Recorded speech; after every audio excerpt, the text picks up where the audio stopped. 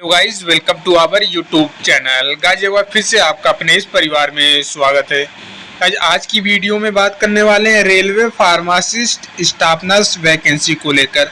जैसे कुछ कैंडिडेट का सवाल ये है कि कितने जोन में फॉर्म अप्लाई कर सकते हैं। और पिछले 2019 इसके पहले जो भर्ती आई थी 2019 में फार्मासिस्ट की भर्ती आई थी, स्टाफ नर्स की आई थी, पूरे पैरामेडिकल कैटेगरी से भर्तियां निकलकर विभिन्न पदों पे आई थी। ठीक है, तो पिछले बार की कटाप क्या थी, 2019 की कटाप क्या थी और इस बार की कटाप कितनी जा सकती है, कौन सा जोन आपके लिए सेफ है। देखिए जोन वाइज आपकी कटाप निर्धारित होती है। किसी जोन में आपको 3 नंबर 4 नंबर का डिफरेंस देखने को मिल जाता है। तो देखिए किसी जोन में बिल्कुल जैसे आप मान के चलें, हम एक जोन में इलाहाबाद जोन से 55 कटाप गई है तो वही बेंगलोर जोन से 60 कटाप गई है, तो 4 से 5 नंबर का डिफरेंस हो जाता है। तो यहाँ पे जोन का सिलेक्शन करना बहुत ही इम्पोर्टेंट है। अगर आपकी स्टडी थोड़ी बहुत कम है, प्रिपरेशन आपने सही तरीके से नहीं किया है, तो आप स्मार्ट तरीके से अपना जोन का सिलेक्शन करके अपना जॉब को ले सकते हैं। ठीक है, तो आपको जोन को समझना बेहतर है। सिलेबस आप सभी को पता होना चाहिए। आपके जो भी क्वेश्चंस यहाँ पे बनते हैं 70 और 30 का रूल लगता है भैया। 70 नंबर आपके टेक्निकल के रहते हैं और 30 नंबर आपके नॉन टेक्निकल के रहते हैं, जो कि बहुत ही इम्पोर्टेंट है। नॉन टेक्निकल ही सिलेक्शन दिलवाता है। ये सभी लोगों का ये कंप्लीट रहता है। ठीक है, इसमें से सभी लोग डिप्लोमा के टाइम या फिर आपका बी फार्मा के टाइम अच्छे से स्टडी किए हुए होते हैं, या फिर एम फार्मा वालों का अच्छा तैयार ये चीज़ रहता है, लेकिन यहाँ पे ये लोग मार खा जाते हैं। ठीक है, तो ये सभी का रहता है। अगर आप ये नॉन टेक्निकल पे फोकस करके 30 में से 20 नंबर 15 नंबर लाने की पूरी कोशिश करते हैं तो आपका सिलेक्शन श्योर है। तो मैं यही बोलूँगा कि आपको टेक्निकल से ज़्यादा नॉन टेक्निकल पे फोकस करना चाहिए। इसके पहली भर्ती आई थी ESICS में, उसमें भी हमने बोला था कि भैया नॉन टेक्निकल जो आपका क्वेश्चंस आने वाले हैं उस पर फोकस करिए। ठीक है, आप टेक्निकल आराम से बना लेते हैं और यूट्यूब से जो स्टडी करते हैं सबसे बड़ी कमी यही है। यूट्यूब वाले पूरा मतलब जितना है आपका ब्रेन में इतना ज़्यादा चीज़ें भर देते हैं, वही दिन भर वही लगे रहते हैं टेक्निकल में ही पढ़ाने में। अरे भैया जिन एग्ज़ाम में आ रहा है नॉन टेक्निकल के क्वेश्चन, तो उन पर फोकस करना चाहिए, उस चीज़ को समझना चाहिए। तो आप लोग नॉन टेक्निकल को ज़्यादा पढ़ें। ठीक है, वही आपका सिलेक्शन दिला सकता है। बाकी आप देख सकते हैं रीजनिंग का ये चीज़ें हैं। पिछली बार जो पेपर हुआ था 2019 में अच्छे लेवल के क्वेश्चंस आए थे। जैसे यहाँ पे रिलेशनशिप का क्वेश्चंस आपको देखने लायक था। ठीक है, कोडिंग रिलेशनशिप आया था, जैसे कि A+B का अर्थ हुआ A B का पिता है और C-D का अर्थ है C D की बहन है। फिर 4 ऑप्शन दे रखे थे, जैसे कि A+B-C डिवाइडेड बाई D ऐसे करके दिया था। तो फिर एक पूछ लिया था कि इनमें से बताइए कौन B की माता है, ऐसे करके। मतलब अच्छे लेवल की क्वेश्चंस देखने को मिलते हैं। रीजनिंग में पजल भी आते हैं, तो आपको इन सब चीज़ों पे फोकस करना पड़ेगा। बाकी हम प्रयास करेंगे, जैसे अभी तो बहुत टाइम है एग्ज़ाम होने में, साल लग जाएगा, 1 साल गुजर जाएगा और क्या पता एग्ज़ाम ये लोग कब कंडक्ट करवाएंगे, क्योंकि ALP का एग्ज़ाम इसके पहले होगा, JEE की भर्ती आई है उसका एग्ज़ाम होगा, फिर उसके बाद आपका ये पैरामेडिकल कैटेगरी का एग्ज़ाम होने वाला है। ठीक है, तो जनरल अवेयरनेस ज़्यादा पढ़ने की ज़रूरत है नहीं। आप कितना भी पढ़ लेंगे, 1 से 2 क्वेश्चंस जो आपको पता है वही कर पाएंगे, नया चीज़ आप नहीं कर पाएंगे। तो जनरल अवेयरनेस में करंट अफेयर पूछता है वो आप कर लेंगे आसानी से, अपडेट रहेंगे। तो सबसे ज़्यादा किस पे फोकस करना है भैया? सबसे ज़्यादा आपको फोकस रीजनिंग पे करना है, मैथ पे करना है। रीजनिंग और मैथ पे फोकस करना है। मैथ में भी वो भी जो अर्थमेटिक के क्वेश्चन हैं उनमें ज़्यादा आपको कमांड करना पड़ेगा। ठीक है, देखिए स्टाफ नर्स की जो वैकेंसी निकल के आई है टोटल 713 वैकेंसी है। फार्मासिस्ट की और भी कई पोस्ट पे भर्तियां निकल के आई हैं, जैसे हेल्थ मलेरिया इंस्पेक्टर, और ये आपका लेवल इसका 6 है। ठीक है, और यहाँ पे कितना पोस्ट है, 126 पोस्ट पे निकल के आई है। लेबोरेटरी सुपर लैब टेक्नीशियन की भर्ती आई है यहाँ पे, तो कई भी चीज़ें पे निकल के आई हैं। काम की चीज़ें जो हैं, फार्मासिस्ट की बात करने वाले हैं तो फार्मासिस्ट एंट्री ग्रेड 3 की भर्ती आपको यहाँ पे देखने को मिलेगा। 246 लेवल 5 की जॉब है, ठीक है। ये पेमेंट की बात कर लें तो 29,200 जो है टोटल आपका पेमेंट जो निकलने वाला है 50,000 के आसपास पेमेंट आपका बनता है। आप बोलोगे क्यों सर इसमें तो 29,200 दे रखा है? तो भैया इसमें बहुत सारे अलाउंस मिलते हैं, रिस्क अलाउंस सबसे ज़्यादा रेलवे ही जॉब में मिलता है, और भी चीज़ें हैं, चैरिटी है, ये सभी बहुत कुछ मिला के आपका 45, 48 50 तक पहुंच जाता है सैलरी, ठीक है। आपको वैकेंसी की डिटेल जोन वाइज मिल जाएगा, ठीक है। आप देख लीजिएगा कौन से जोन में कितनी भर्तियां निकल के आई हैं आपकी पोस्ट पे फार्मासिस्ट की, ठीक है। जैसे हम बात करने वाले हैं यहाँ पे देखते हैं एक इस चीज़ को देखते हैं, जैसे कि यहाँ पे फार्मासिस्ट इंटीग्रेट 3 पे यहाँ पे देखते हैं CR में टोटल 11, यहाँ पे टोटल पोस्ट 23 निकल के आई है, ठीक है। उसके बाद WR में 8 पोस्ट निकल के आई है, ठीक है। उसी प्रकार आप देख लीजिएगा जोन को एक बार, किस जोन में कितनी भर्तियां हैं। अब बात करने वाले हैं, हमने आपको बता दिया सारी चीज़ें क्या है। बात करने वाले हैं कितने जोन में फॉर्म अप्लाई कर सकते हैं। तो भैया आपको एक ही जोन में फॉर्म अप्लाई करना है, एक ही जोन में फॉर्म अप्लाई करना है। आप सोचेंगे कि हम 2 जोन से डाल दें, तो भैया आपका फॉर्म रिजेक्ट हो जाने वाला है, 100% रिजेक्ट हो जाएगा। कोई भी कसर नहीं यहाँ पे छोड़ेगा रेलवे आपका फॉर्म रिजेक्ट करने में, ठीक है। और ये मैं लिख के बोल रहा हूँ कि अगर आपने 2 जोन में फॉर्म डाला तो 100% आपका फॉर्म रिजेक्ट हो जाएगा, ठीक है। चाहे आप जीमेल आईडी चेंज कर दीजिए, चाहे फ़ोन नंबर चेंज कर दीजिए, कुछ भी कर लीजिए, अगर आपने 2 जोन में फॉर्म डाला तो आपका रिजेक्ट हो जाना तय है, ठीक है। दोनों फॉर्म रिजेक्ट हो जाएगा, ये नहीं कि एक ही रिजेक्ट होगा एक बचेगा, नहीं, दोनों रिजेक्ट हो जाएगा। क्योंकि इन सब में रेलवे बहुत ही ज़्यादा एक्टिव रहता है, डुप्लीकेट फॉर्म पढ़ते ही वो रिजेक्ट कर देता है। तुरंत नहीं रिजेक्ट होगा, ये नहीं कि आपने डाला और कल आपने देखा कि आपका फॉर्म रिजेक्ट हो गया, नहीं नहीं। जब एडमिट कार्ड आने होंगे तभी आपको स्टेटस देखने को आता है लिंक कि भैया आप देखिए आपका फॉर्म रिजेक्ट हुआ है या एक्सेप्ट हुआ है, तो वही स्टेटस में दिखाएगा रिजेक्टेड, और रीजन भी बता देगा कि डुप्लीकेट।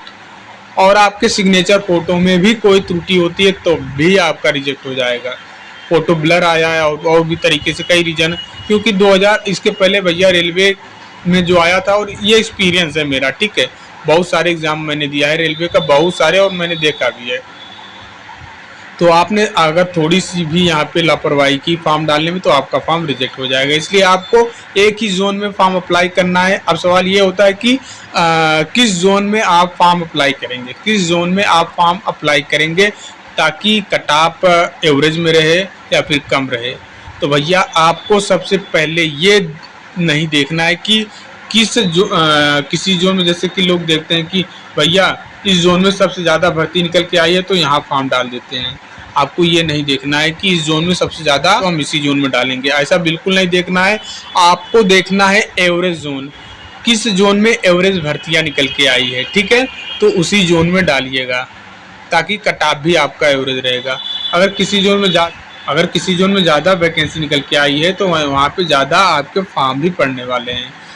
तो सबसे पहले आपको अपना नज़दीकी जोन देखना होगा, कौन सा मेरा नज़दीकी जोन है। फिर आपको वैकेंसी देखनी होगी, टोटल वैकेंसी कितनी है, फिर उसमें से आपको देखना है आपकी कैटेगरी में कितनी वैकेंसी है। तो ये सभी एनालाइज करके आपको फॉर्म को अच्छे से फिलअप करना होगा। बस हम यही बोलेंगे कि आपको एवरेज वैकेंसी देख के ही फॉर्म अप्लाई करना है, ना ज़्यादा वैकेंसी हो ना कम वैकेंसी हो, ठीक है।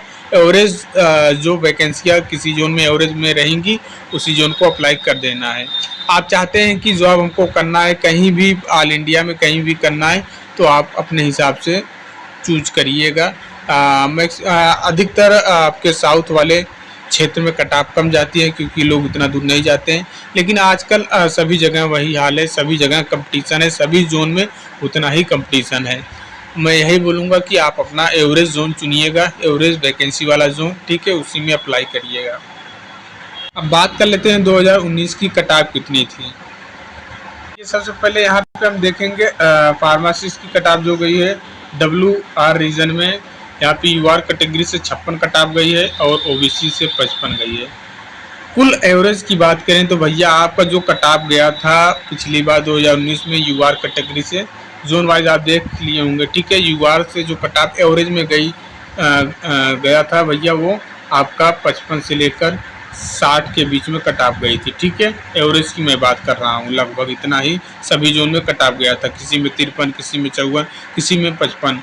और ओबीसी की जो कट ऑफ गई थी, ओबीसी की जो कट ऑफ गई थी वहीं पे 52 से लेकर 56 के बीच में कट ऑफ गई थी, ठीक है। ये एवरेज की मैं बात कर रहा हूँ, ठीक है। किसी में 53 गया था, किसी में 54 ही गया था, किसी में 56 गया था, तो ऐसे जोन वाइज कट ऑफ गए हुआ था, ठीक है। आप यहाँ पे एक बार चेक कर सकते हैं, पीडीएफ आपको मिल भी गया होगा, वैसे ऑलरेडी आपको पता ही होगा। जैसे कि अभी हम यहाँ पे देख लेते हैं, यहाँ पे फार्मासिस्ट DLW, ठीक है। DLW में जो आपकी कट ऑफ गई है यूआर के 58 पे, यहाँ पे देख सकते हैं। अब यहाँ पे ओबीसी की सीटें नहीं थी तो ओबीसी का कोई कट ऑफ नहीं गया है। फिर यहाँ पे देखिए एनसीआर में फार्मासिस्ट की कट ऑफ जो गई है यूआर की 56 गई है, फिर और यहाँ पे ओबीसी की 55 गई है। तो वही चीज़ है, मैंने आपको बता दिया कि एवरेज कट ऑफ जो गया हुआ था पिछली बार ओबीसी का, ठीक है, 53 से लेकर 56 के बीच में, और यहीं पे यूआर कैटेगरी की जो कट ऑफ गई थी 55 से लेकर 60 के बीच में गया हुआ था, ठीक है। तो ये एवरेज कट ऑफ था। बात करते हैं इस बार की कट ऑफ क्या जा सकती है, ठीक है। तो देखिए गाइस, पहले तो एग्ज़ाम से पहले कट ऑफ बताना ये गलत है, ठीक है। फिर भी आप लोगों का जो सवाल रहता है, आपको एक लक्ष्य बताना ज़रूरी है। जब तक आपको लक्ष्य नहीं मिलेगा तब तक आप उस पर काम नहीं करेंगे, ठीक है। तो ये कट ऑफ मैं आपके लक्ष्य के रूप में बता रहा हूँ कि ये आपका एक लक्ष्य होना चाहिए और आपको इसी पे काम करना चाहिए। जब तक आप एक लक्ष्य का निर्धारित नहीं करेंगे तब तक आप चीज़ों को नहीं समझ पाएंगे और उस चीज़ों को हासिल नहीं कर पाएंगे। तो यूआर कैटेगरी से जो भी कैंडिडेट होंगे, इस बार आप लोगों की कट ऑफ जो जाने वाली है भैया, आपका टारगेट होना चाहिए इतना, टारगेट आपका टारगेट होना चाहिए 60 से लेकर 65 के बीच में यूआर कैटेगरी से, ठीक है। अब ये 65 प्लस होना चाहिए, 60 से लेकर 65 प्लस का टारगेट होना चाहिए, इतना कट ऑफ आपको देखने को मिल सकता है। और वहीं पे जो ओबीसी कैंडिडेट हैं, ओबीसी कैंडिडेट जो हैं आपको 58 से लेकर 64-62 के बीच में लक्ष्य बना के चलें कि इतना हमको लेना चाहिए, ठीक है। 58 से लेकर 64 के बीच में आपको लक्ष्य बना के चलना चाहिए, इतने आपके मार्क्स बनने चाहिए कट पिट कर। रेलवे में नेगेटिव मार्किंग रहता है 1/3 और बहुत ही मैटर रखने वाला है। यहीं पे एससी कैटेगरी जो भी है, SC ST वाले भैया, आप लोग अच्छे से, आपको 55 से लेकर 60 के बीच में चीज़ें लानी ही लानी है, ठीक है। 55 से लेकर 60 कर आपको टारगेट बना के रखना है। EWS वाले वही ओबीसी के जैसा ही है, ओबीसी इतना नंबर आपको लाना ही पड़ेगा, ठीक है। इतने का टारगेट आपको बना के चलना है। अब आप सोचेंगे कि 55 से 60 के बीच में 70 नंबर हमारा जो सिलेबस से आ रहा है, टेक्निकल से आ रहा है, हम उसी में कर लेंगे, तो बिल्कुल गलत आप सोच रहे हैं, ठीक है। इतना कभी कभी लेवल के क्वेश्चन आ जाते हैं और आप 70 करते हैं, उनमें से 70 क्वेश्चन करते हैं, उनमें से आपके 20 से 15 क्वेश्चन गलत हो जाते हैं, ठीक है। जो आपके टेक्निकल हैं, अगर आपने 70 पूरा किया, 70 क्वेश्चन आपने पूरा किया, इसमें से आपको गलत भैया 15 से लेकर 20 क्वेश्चन गलत देखने को मिल जाता है, ठीक है।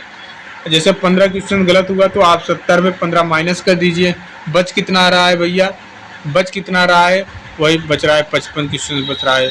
तो आप 55 में से और ये 3 नंबर और माइनस हो जाएंगे, 5 नंबर और माइनस हो जाएंगे 1/3, तो बच रहा है कितना भैया आपका, फिर 50 के आसपास आप नीचे आ जाएंगे, अच्छा 45 के आसपास आ जाएंगे। तो वही चीज़ है, फिर आपको सिलेक्शन बहुत दूर हो जाएगा। इसलिए मैं बोल रहा हूँ, आपको टेक्निकल से ज़्यादा इम्पोर्टेंट नॉन टेक्निकल है। नॉन टेक्निकल पे फोकस करें, रीजनिंग मैथ को अच्छे से पढ़ें, और ज़्यादा समय नहीं लगता है भैया, 2 महीने में रीजनिंग आप अच्छे से समझ जाएंगे, मैथ को भी अच्छे से समझ जाएंगे। तो गाइस यही चीज़ें था, जो भी फार्मासिस्ट के कैंडिडेट हैं, आप लोग प्रिपरेशन अच्छे से करें। हो सकता है एम्स CRE की भर्ती आ जाए, हो सकता है, क्योंकि ये तो फिक्स था, अभी 3 दिन पहले फिक्स था कि CRE की भर्ती आने वाली है एम्स के थ्रू। लेकिन अभी क्या हुआ, 3 दिन पहले इन्होंने एक लेटर जारी किया और उन्होंने बोला कि अब सारे जितने भी एम्स हैं, सारे को आउटसोर्सिंग से भर्ती हम लेने वाले हैं। अभी नॉर्सेट आ गया है, चलिए स्टाफ नर्स वालों के लिए ठीक है, नॉर्सेट इस बार दे लेंगे, लेकिन पिछली बार से हो सकता है ना आए। और सीआरई की भर्ती पिछली बार भी नहीं आएगी। इस बार अगर आने के चांस है, आ सकता है, लेकिन पिछली बार आपको देखने को नहीं मिलेगा। सारी भर्तियां आउटसोर्सिंग के माध्यम से भरी जाएंगी। तो आपको कहीं ना कहीं सिलेक्शन ले लेना है इस 2024-25 के बीच में, अदरवाइज सरकारी नौकरी भूल ही जाएं। ठीक है, ये 5 साल एकदम क्या कैसे गुजरेगा वो आप लोग ही, छात्रों के लिए तो बिल्कुल है ही नहीं। ठीक है, जो भर्तियां आ रही हैं आप उन पे कोशिश करिए, सिलेक्शन ले लीजिए। ठीक है, नहीं तो आगे आने वाले समय में सरकारी भर्ती बिल्कुल ख़त्म हो जाएगी, छात्रों के लिए पढ़ाई भी करना बेकार ही जाएगा। हालांकि वो बात की बात है। ठीक है, लेकिन अभी जो आपको भर्ती देखने को मिल रहा है उसमें पूरे लगन के साथ, मेहनत के साथ स्टडी करें और उसमें सिलेक्शन लें। ठीक है, उम्मीद करते हैं चीज़ें आपको समझ में आ गई होंगी। मिलते हैं नेक्स्ट वीडियो में, तब तक के लिए जय हिंद, जय भारत।